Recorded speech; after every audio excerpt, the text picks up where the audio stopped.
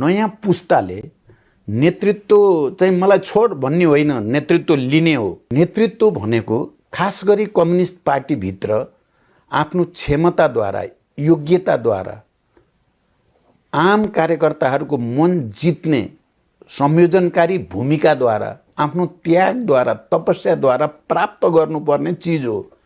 कसैलाई टिको लगाइदिएर अब आजदेखि तपाईँ नेता भनिदिएर हुने कुरा होइन। त्यसो भन्न खोज्दा ठुल्ठुला दुर्घटना इतिहासमा भएका छन्।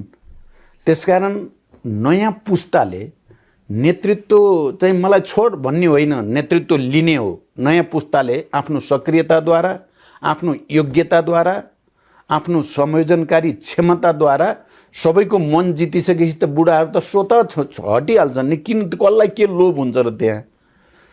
तर त्यस्तो स्थिति नदेखेपछि त नमर्दासँग चाहिँ छोड्न नहुने परिस्थिति देख्छन् नि बुढाहरूले। कुरा भन्नुभयो त त्यस्तो हो।